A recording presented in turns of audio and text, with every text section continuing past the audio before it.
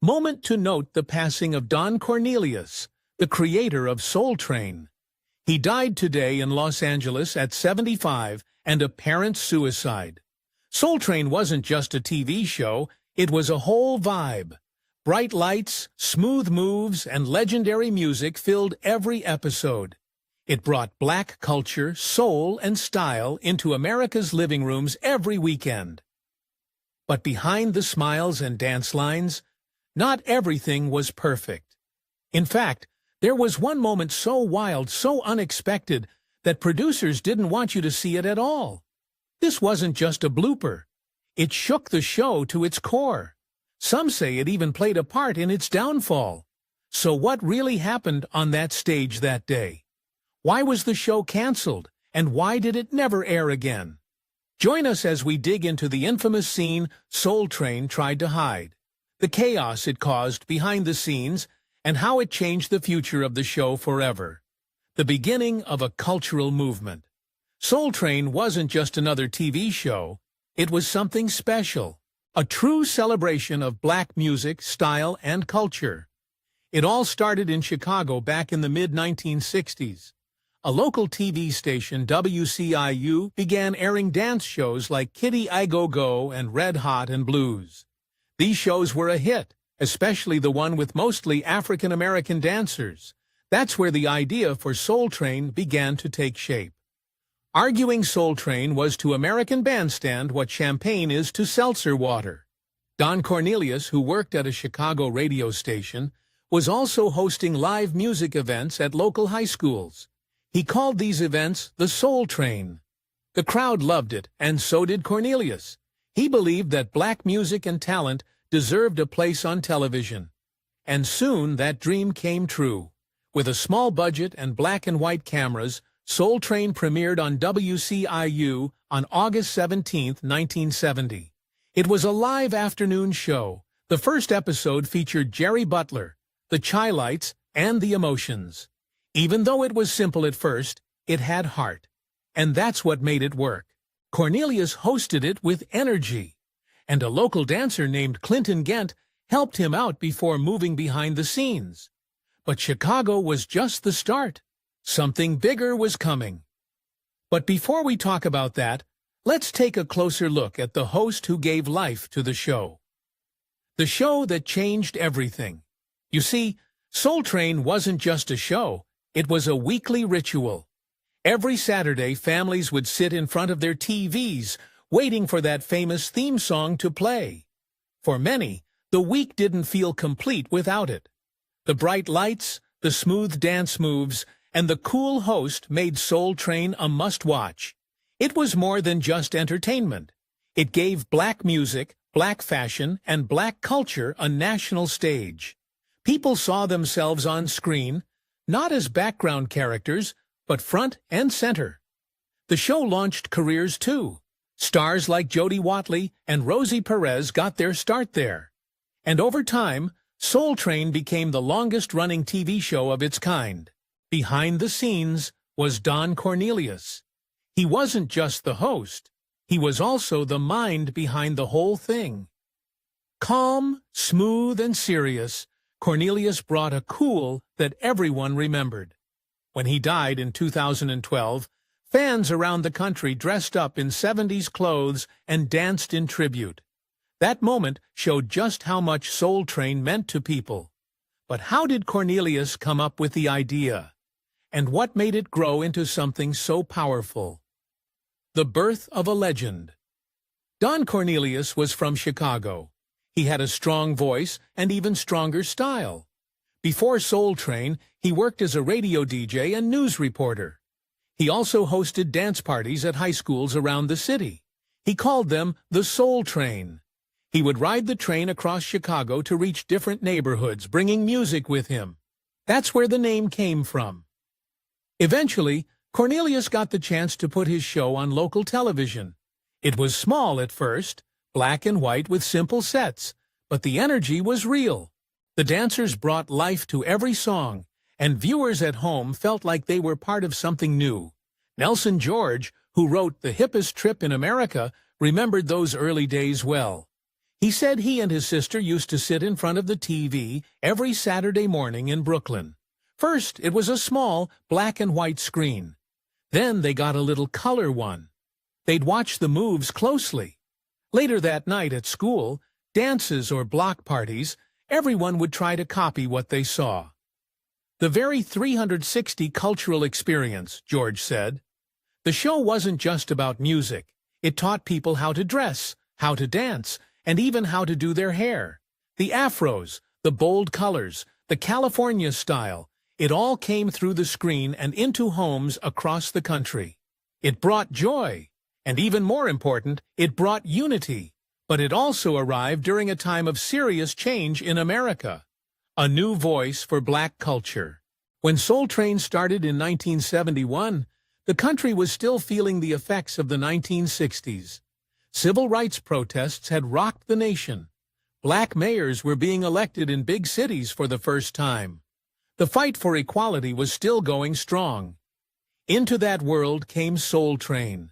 But instead of showing pain or struggle, it showed joy. It showed pride, and it showed celebration. Black music, fashion, and energy filled the screen. It made people feel seen. It brought fun into homes that didn't always get a break from bad news. It also changed business. Big companies saw the power of the show. Slowly, they started advertising during Soul Train. For the first time, many black viewers saw commercials that spoke directly to them. That had never really happened before.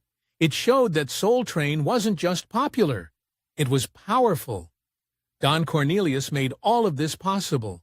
His smooth voice and calm style made him unforgettable. I'm Don Cornelius, and it's always been parting with what you love. In one famous moment, he told James Brown, "You're still the baddest out here." Brown laughed and said he was just trying to keep up with the dancers. Cornelius turned to the crowd and said, "How about it for the Soul Train dancers?" That moment got loud cheers. He always looked cool and in control. Michelle Martin from NPR once said, "He never broke a sweat." He was like a pilot guiding the show no matter what was happening. From local hit to national icon. Because the show did so well in Chicago, Cornelius wanted to expand. He got help from a hair care company called Johnson Products, which made Afro Sheen. They agreed to sponsor the show's move into syndication. That meant Soul Train could now be shown in cities outside of Chicago. But in the beginning, only 7 cities picked it up: Atlanta, Birmingham, Cleveland, Detroit, Houston, Los Angeles, and Philadelphia. Still, that was enough. Once people saw it, they couldn't get enough. By the end of the first season, all 25 target cities were airing the show. The magic had spread. Back then, there weren't many shows by black creators for a black audience. The only other one on national TV was Soul, a public television show. So Soul Train was a game changer. It gave a stage to R&B, soul, and later hip-hop artists. Everyone from the biggest stars to new talent wanted to perform on it. When the show went national, it also moved its home base to Los Angeles. Cornelius hosted both the Chicago and LA versions at first, but soon focused only on the national one. Clinton Gentz stayed behind to host in Chicago for a while, and then the station just ran old episodes. Cornelius remained the face of Soul Train, and for good reason. He once said, "Love, peace, and soul," and fans never forgot it. That line became legendary. But with fame came pressure, and more changes were on the way. A long run and big changes.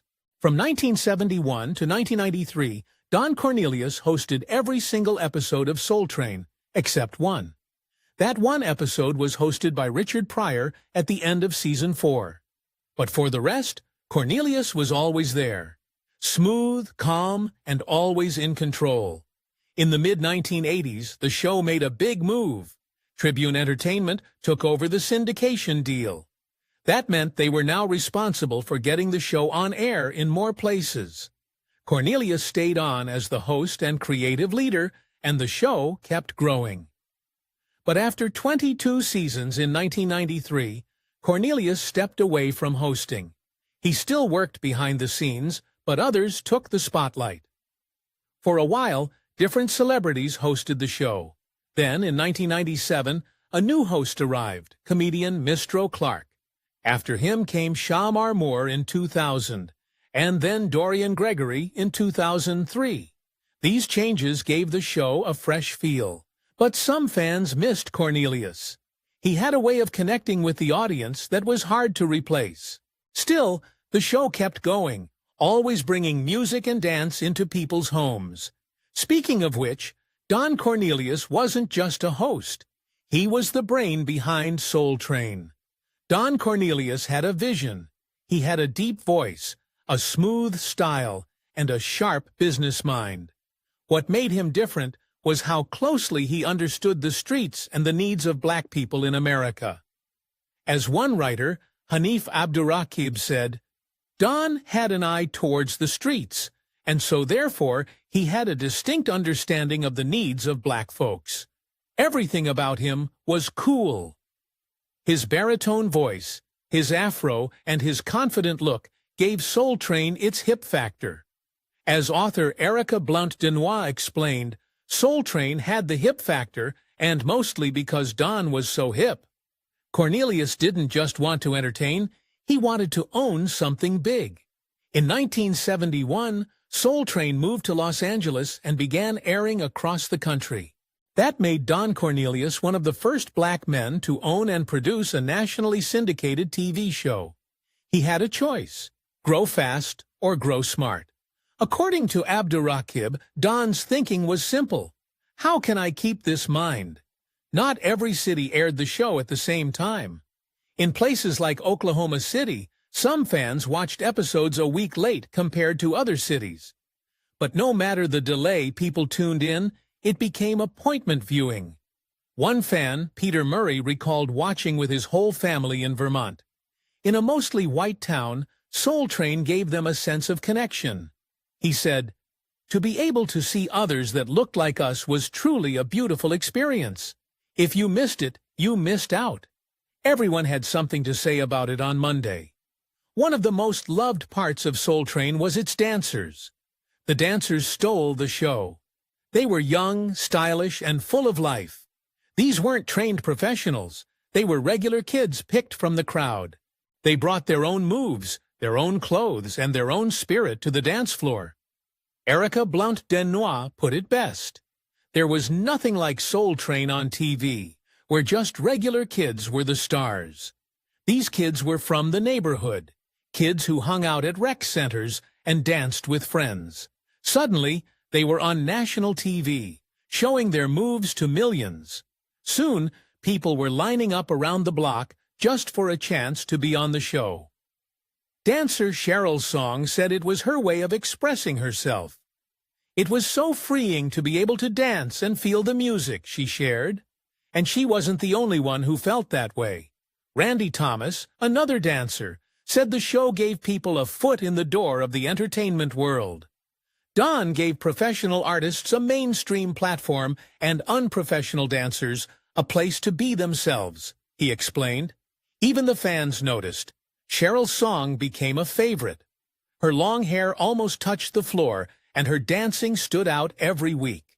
Viewers tried to copy her moves at home. The dancers became stars in their own right. Monique Moquet Chambers, also a dancer, said the team became like family. "We would clown and just have a good time," she said. On screen, it looked like a big stage, but it was smaller than people thought. Full Force member Bow-Legged Lou visited and said, "The set is not as big as I thought it was, but everybody's rocking and rolling." These dancers brought energy, passion, and creativity. They made Soul Train more than just a music show. It was a full experience. And with that came unforgettable performances. Music that touched the soul. The stage of Soul Train became home to some of the greatest names in music. From Aretha Franklin and James Brown to Outkast and Mariah Carey, everyone wanted to be on the show. It was a space where artists felt at home. especially black performers who didn't always have a platform on national television. The connection between dancers and musicians was real. Author Christopher Lehman said, "The dancers and performers had a symbiotic relationship. That means both sides needed each other. The singers brought the music, the dancers brought the energy, and together they created magic." A perfect example is the Jackson 5. In 1973, they performed the robot dance on Soul Train. But did you know that they learned it from the Soul Train dancers? That's how tight the bond was between the performers and the crowd. There were also unforgettable moments with artists like Marvin Gaye. In one episode, he sat down on stage and talked with fans in the audience, just like a neighbor. Abdurakib said that Don Cornelius made those moments possible by creating a space where even the biggest stars felt like regular people. And then there was Al Green. His voice had so much power that viewers couldn't look away. "It's like you're in a church," Lantinois said. She added, "Every time I watch it, I have to stop. You're taken in by him." These performances were more than just songs. They were moments that stayed with fans for life. But when Don Cornelius stepped down, the show changed. Over time, the styles changed. The music shifted from classic soul and R&B to newer genres like hip-hop. But the show stayed true to its roots, celebrating black talent and culture. And then it all came to an end. The beginning of the end. By the time Soul Train reached its 35th season in 2006, things had changed. The once powerful show that brought soul, R&B, and hip-hop to millions of viewers was starting to fade. The show stopped making new episodes after the 2005-2006 season. Instead, the producers played old clips from the 1970s and 1980s under a new title, The Best of Soul Train. It was the first sign that something wasn't right. One big problem was the ratings. Fewer people were watching the show. In fact, the Nielsen ratings dropped below 1.0. That's very low for a show that once had millions of viewers. Most of the stations airing Soul Train by then were either Fox affiliates or small independent stations. Many of them moved the show from Saturday afternoons to late-night time slots. This made it even harder for fans to keep up. Then came another blow. Tribune Entertainment, which had helped distribute the show, announced it was shutting down in 2007. This meant Soul Train had no one to help get it on air. Don Cornelius, the show's creator, tried to save it. He made a deal with Trifecta Entertainment and Media. But even with that deal, things didn't get better. The magic of Soul Train was slipping away. But still, the trouble wasn't just about ratings or TV time. Behind the scenes, a storm was brewing, and it involved the dancers who helped make the show what it was. You see, behind the scenes, there were some hard moments, and not all the stories were happy. Behind the music and the moves, not everyone had an easy time on Soul Train. Rosie Perez, a dancer who later became a star, shared her own story. In an interview, she said Don Cornelius pushed her to dance in a way she didn't feel comfortable with. When she refused, things got heated. It became physical. She said, "The only thing I could grab was the two-piece Kentucky Fried Chicken dinner they provided us as payment." She threw a greasy chicken wing at Cornelius and hit him in the head. "I was mortified," she said. Nelson George explained there was more behind that moment. Cornelius had wanted Rosie to join a music group he was putting together, and she said no. That caused tension. She was one of his favorite dancers for a long time, but after that, things fell apart.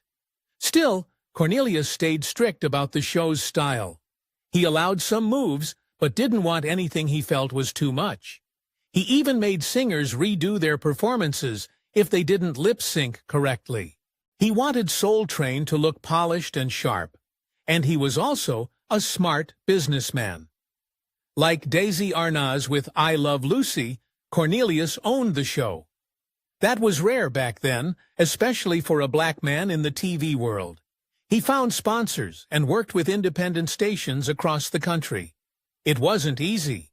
Nelson George pointed out that the show didn't go national overnight. In some places, it aired late at night, even close to midnight. But slowly, station by station, Soul Train grew. Unfortunately, Cornelius's life didn't end on a high note. His later years were hard. He had a rocky marriage, a painful divorce, and was struggling inside. In 2012, he took his own life. Nelson George said that no one saw it coming. Even Clarence Avant, his longtime business partner, met with him just a week before, and said Cornelius seemed fine. Others also felt something was off, but no one expected the end to come so suddenly. And yet what Cornelius left behind was huge. He built something that shaped culture, style, and music for over 30 years. And to this day, people still remember the line that closed every episode.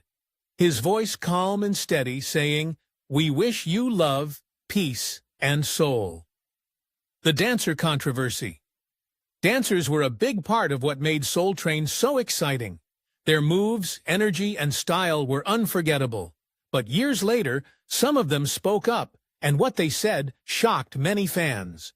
According to a Broadway-bound musical called Hippa's Trip, the Soul Train musical, dancers were not treated fairly. Some said they weren't paid at all. Instead, they were given exposure, and in some cases, a meal from Kentucky Fried Chicken. That was it. One dancer said, "The show's name was forged off the sweat off our backs." Others who created popular dance styles like the Harlem Shake said they also got nothing in return. But it wasn't just about money. Dancers were often put in competition with each other just to get more time on camera. Some were pushed to fight for the best spots near the stage or on the risers. The pressure was real. Even worse, there were reports that Don Cornelius, while married, had inappropriate relationships with some of the dancers. The Los Angeles Times reported these stories, adding more heat to the controversy. It was clear. Behind the lights and music, the show had serious problems. The public image of Soul Train was clean and stylish, but inside, some felt used and ignored. This tension played a big part in the show's slow fall, and soon, another kind of trouble showed up. This time, it had to do with the show's videos and who was allowed to share them. Fights over rights and a changing audience. When Don Cornelius still owned Soul Train, he was very strict about how the show's clips were shared. He didn't like fans uploading videos to sites like YouTube. He also didn't want anyone selling old episodes on VHS or DVD without his permission. Copyright laws were used to take many of those videos down. That meant younger fans, who were used to watching everything online, couldn't easily find Soul Train content. At the same time, Cornelius was dealing with something else, a shift in the music. In the early years, the show focused on soul and R&B, but by the 1980s and 1990s, hip-hop was taking over. Cornelius admitted that he didn't understand the genre. He once told rapper Curtis Blow directly that it wasn't something he connected with. Later, he said that groups like Public Enemy actually frightened him. Even though he still invited rap artists on the show, it was clear he wasn't a fan. According to dancer and choreographer Rosie Perez, Cornelius didn't like the East Coast dance styles either. She said he didn't approve of moves that were too suggestive. He only added more hip-hop because it was popular. But that choice upset older viewers who had supported the show from the beginning. It was a tough balance. And in the end, Cornelius felt out of place. In the early 1990s, he finally stepped down as host. Don Cornelius steps away. In 1993, after more than 20 years, Don Cornelius stopped hosting Soul Train. He stayed on as executive producer, but things were different. Hip-hop had become the main sound in black music, and Cornelius wasn't a big fan of the genre. Abdurraqib explained that once Don left, the show struggled to find a new identity. "None of those people are Don Cornelius," he said about the later hosts. Names like Mistro Clark and Shamar Moore came and went, but no one stayed long enough to make the show feel the same. Without Cornelius, it lost its heart. In 2006, Soul Train ended after 35 seasons, but the love for it never faded. The show gave people a place to feel seen, heard, and proud. It showcased black joy in our everyday lives, said Blanc Danois. It wasn't just about celebrities, it was about real people dancing after a long week of work. It gave a national stage to local talent that had never been seen before. And it didn't stop at music. The show also welcomed actors, writers, and comedians. Christopher Lehman said that Soul Train proved something important. TV could be diverse. It was not impossible. And it had already done it. For Hanif Abdurraqib, the real joy of the show was simple. It wasn't asking much of me other than, "Isn't this beautiful, B?" he said. And he was right. After more than 2 decades, Cornelius realized that the show and its audience had changed. The spark was fading, and by 2006, the show was off the air. But the brand wasn't dead yet. A new team stepped in, and they had big plans. New hands, new hopes. In 2008, Don Cornelius sold the rights to Soul Train to a company called Mad Vision Entertainment. The team at Mad Vision came from the world of media and publishing. They didn't share the details of the deal, but it was clear they had new ideas. One of the first things they did was open up the Soul Train archives. In April 2009, they launched an official Soul Train channel on YouTube. This was a huge change. Now fans could watch classic clips online. A few months later, Mad Vision signed a deal with Time Life to release DVDs of the show. This made it easier for new fans to discover the magic of Soul Train. In the same year, Mad Vision partnered with BET. Together, they brought back the Soul Train Music Awards, airing them on BET's spin-off channel, Centric. They also began showing old episodes on Centric and Bounce TV. Then came another big shift. In 2011, Mad Vision sold Soul Train to a group led by basketball star Magic Johnson and the firm Intermedia Partners. This group had big dreams. They talked about making a movie based on the show, creating a live stage version, and even launching a cruise. As part of the deal, Magic Johnson's channel, Aspire TV, also began airing reruns. Soul Train was finding new life in new places. Cornelius stayed involved in some ways. He appeared in documentaries and special events celebrating the show. But sadly, in 2012, Don Cornelius died by suicide. His death shocked many people. He had created something powerful, something that touched millions, but his final years were full of struggles. Even so, the show he started lived on. In 2013, BET launched the Soul Train Cruise, and in 2016, all the rights to Soul Train, the episodes, the awards show, and the cruise were taken over by Paramount Global. Many people called Soul Train the Black American Bandstand. While Cornelius once saw Bandstand as a model, he grew tired of the comparison. He wanted Soul Train to stand on its own, and it did. In 1973, Dick Clark tried to create